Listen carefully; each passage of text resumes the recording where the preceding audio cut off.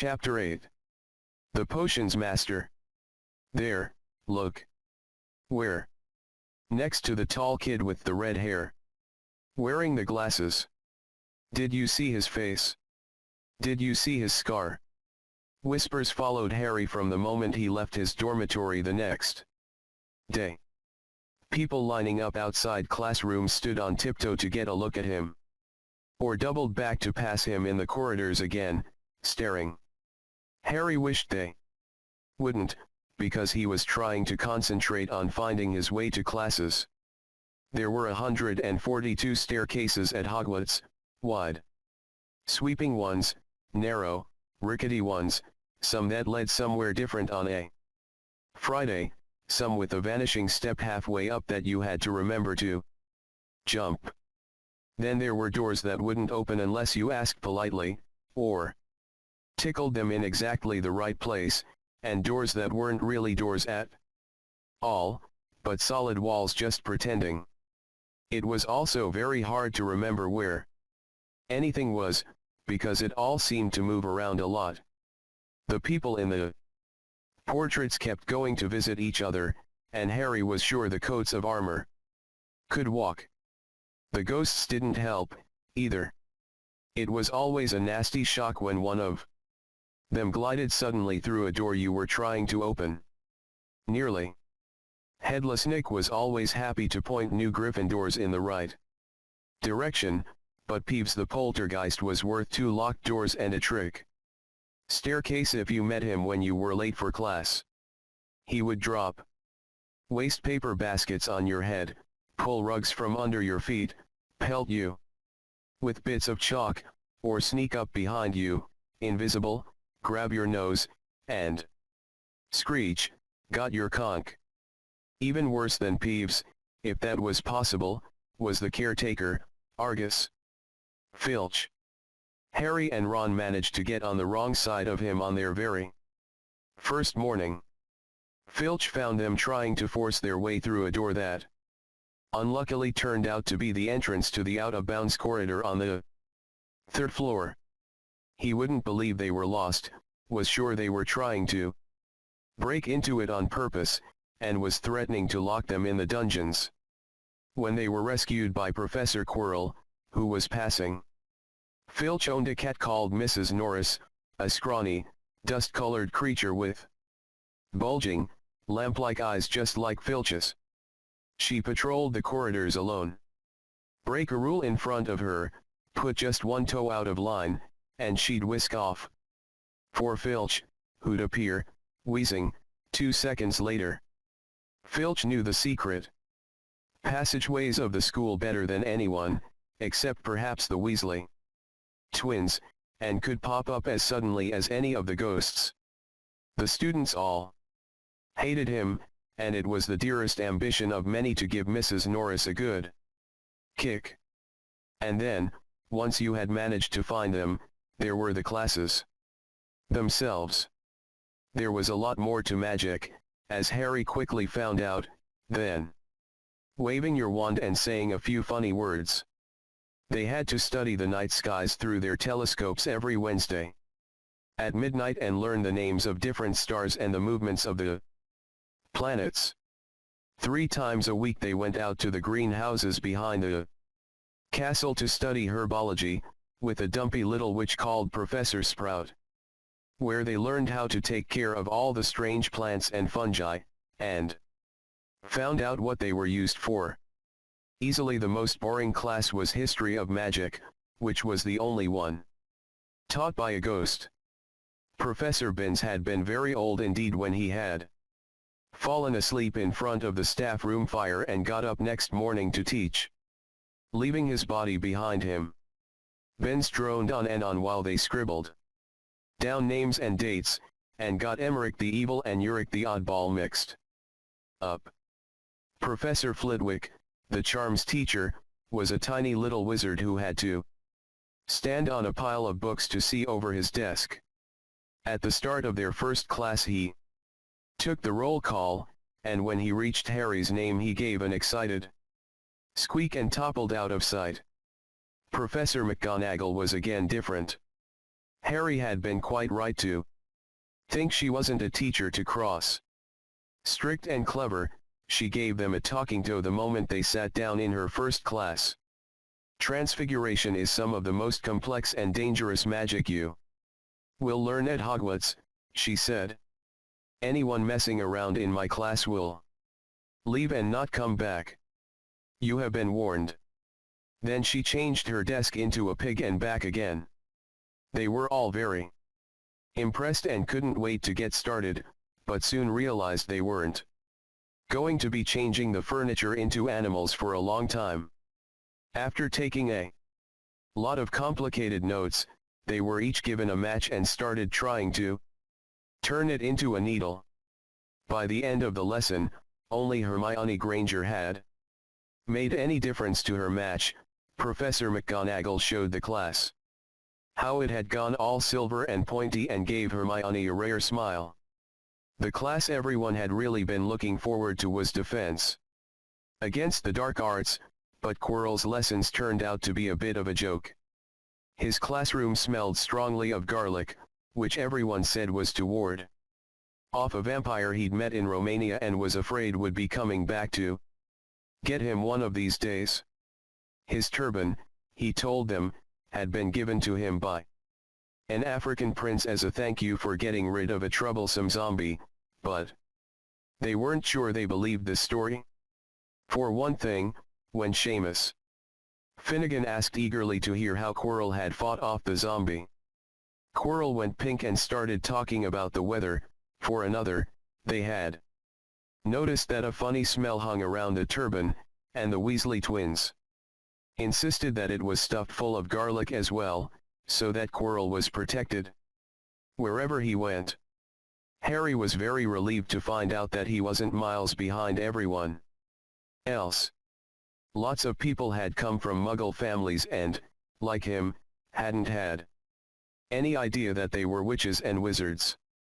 There was so much to learn that even people like Ron didn't have much of a head start. Friday was an important day for Harry and Ron. They finally managed to find their way down to the Great Hall for breakfast without getting lost once. "What have we got today?"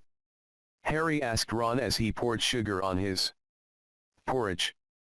"Double potions with the Slytherins," said Ron. "Snape's head of Slytherin house. They say he always favors them. We'll be able to see if it's true." "Wish McGonagall favored us," said Harry. Professor McGonagall was head of Gryffindor House, but it hadn't stopped her from giving them a huge pile of homework the day before. Just then, the mail arrived.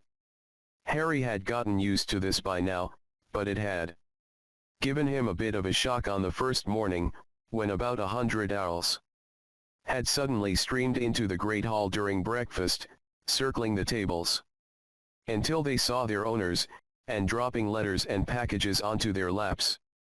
Hedwig hadn't brought Harry anything so far. She sometimes flew in to nibble his ear and have a bit of toast before going off to sleep in the Owlery with the other school owls. This morning, however, she fluttered down between the marmalade and the sugar bowl and dropped a note onto Harry's plate. Harry tore it open at once.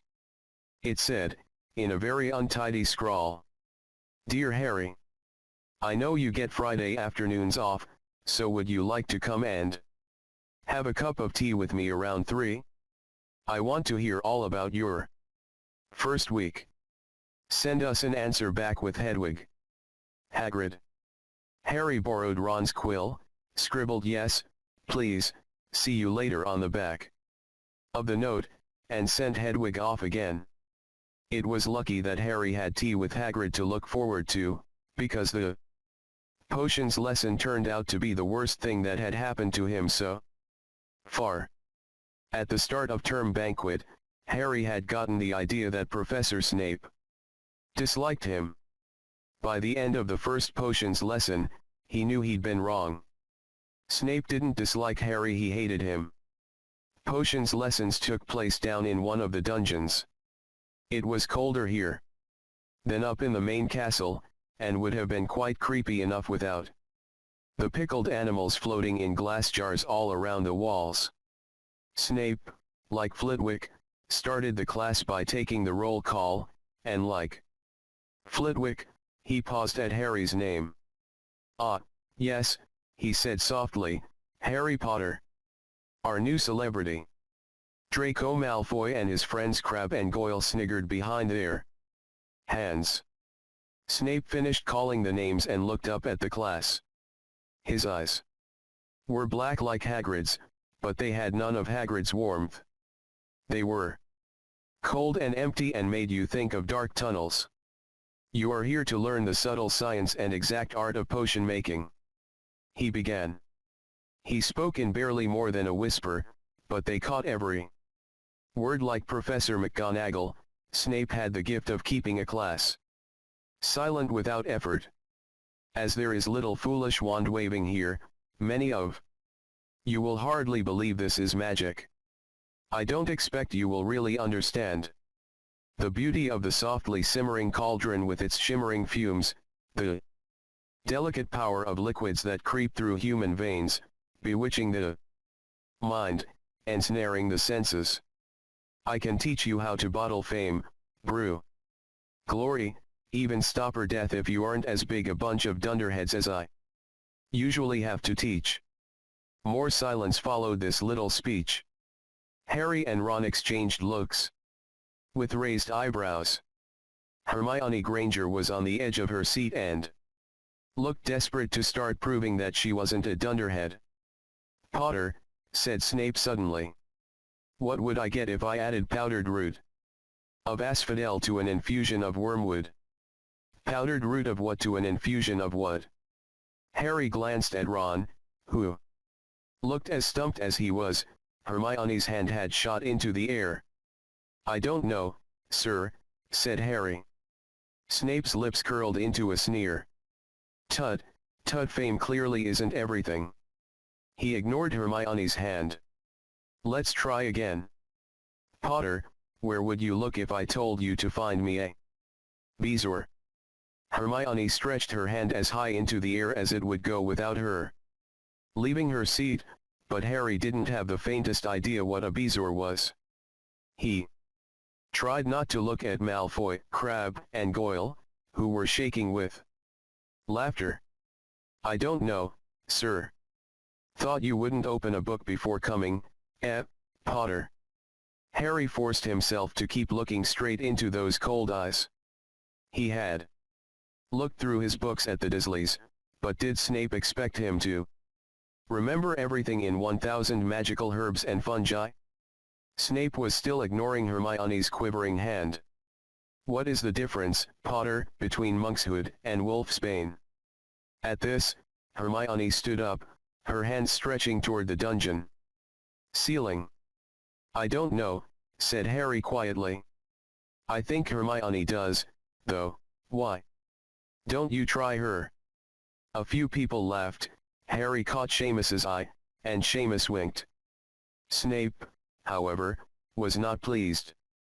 "Sit down," he snapped at Hermione. "For your information, Potter, asphodel and wormwood make a sleeping potion so powerful it is known as the draught of living death. A bezoar is a stone taken from the stomach of a goat and it will save you from most poisons. As for monkshood and wolfsbane, they are the same plant, which also goes by the name of aconite. Well, why aren't you all copying that down?" There was a sudden rummaging for quills and parchment. Over the noise, Snape said, "And a point will be taken from Gryffindor House for your cheek." Potter. Things didn't improve for the Gryffindors as the potions lesson continued. Snape put them all into pairs and set them to mixing up a simple potion to cure boils. He swept around in his long black cloak, watching them weigh dried nettles and crush snake fangs, criticizing almost everyone except Malfoy, whom he seemed to like. He was just telling everyone to look at the perfect way Malfoy had stewed his horned slugs when clouds of acid green smoke and a loud hissing filled the dungeon. Neville had somehow managed to melt Seamus's cauldron into a twisted blob, and their potion was seeping across the stone floor, burning holes in people's shoes. Within seconds, the whole class was standing on their stools while Neville, who had been drenched in the potion when the cauldron collapsed, moaned in pain as angry red boils sprang up all over his arms and legs.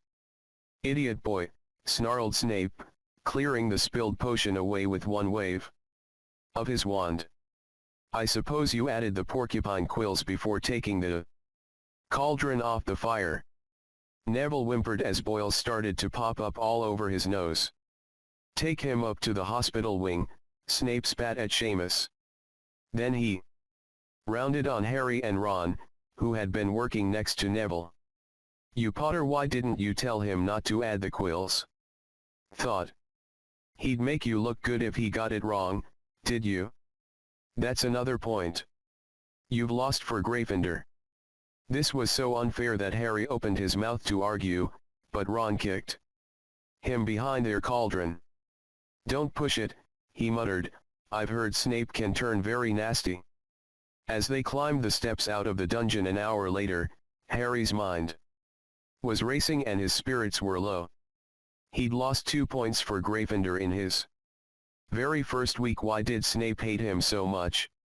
"Cheer up," said Ron, "Snape's always taking points off Fred and George. Can I come and meet Hagrid with you?" At 5 to 3 they left the castle and made their way across the grounds. Hagrid lived in a small wooden house on the edge of the Forbidden Forest. A crossbow and a pair of galoshes were outside the front door. When Harry knocked they heard a frantic scrabbling from inside and several booming barks. Then Hagrid's voice rang out, saying, "Back, Fang. Back." Hagrid's big, hairy face appeared in the crack as he pulled the door open. "Hang on," he said. "Back, Fang."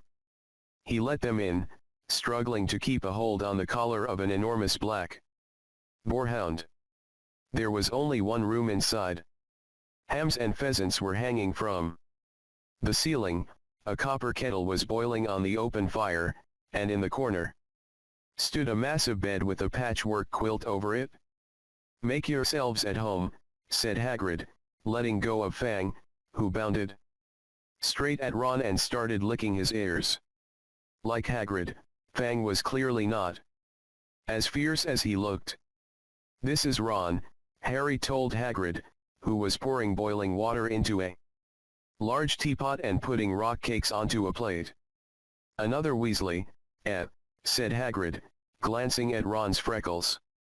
"I spent half me life chasing your twin brothers away from the forest." The rock cakes were shapeless lumps with raisins that almost broke their teeth, but Harry and Ron pretended to be enjoying them as they told Hagrid all about their first lessons. Fang rested his head on Harry's knee and drooled all over his robes. Harry and Ron were delighted to hear Hagrid call Filch that old git. "And as for that cat, Mrs. Norris, I'd like ter introduce her to Fang sometime. D'ye know, every time I go up ter the school, she follows me everywhere. Can't get rid of her. Filch puts her up to it." Harry told Hagrid about Snape's lesson. Hagrid, like Ron, told Harry not to worry about it, that Snape liked hardly any of the students. "But he seemed to really hate me." "Rubbish," said Hagrid. "Why should he?" Yet Harry couldn't help thinking that Hagrid didn't quite meet his eyes when he said that. "How's your brother Charlie?" Hagrid asked Ron. "I liked him a lot. Great with animals." Harry wondered if Hagrid had changed the subject on purpose. While Ron told Hagrid all about Charlie's work with dragons, Harry picked up a piece of paper that was lying on the table under the tea cozy. It was a cutting from the Daily Prophet. Gringotts break-in latest. Investigations continue into the break-in at Gringotts on July 31st.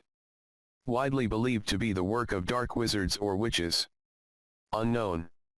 Gringotts goblins today insisted that nothing had been taken. The vault that was searched had in fact been emptied the same day. But we're not telling you what was in there, so keep your noses out if you know what's good for you, said a Gringotts spokesgoblin this afternoon. Harry remembered Ron telling him on the train that someone had tried to rob Gringotts, but Ron hadn't mentioned the date. Hagrid, said Harry, that Gringotts break-in happened on my birthday. It might have been happening while we were there. There was no doubt about it, Hagrid definitely didn't meet Harry's eyes this time. He grunted and offered him another rock cake. Harry read the story again. The vault that was searched had in fact been emptied earlier that same day. Hagrid had emptied Vault 713, if you could call it emptying, taking out that grubby little package. Had that been what the thieves were looking for? As Harry and Ron walked back to the castle for dinner, their pockets weighed down with rock cakes they'd been too polite to refuse, Harry thought that none of the lessons he'd had so far had given him as much to think about as tea with Hagrid. Had Hagrid collected that package just in time? Where was it now? And did Hagrid know something about Snape that he didn't want to tell Harry?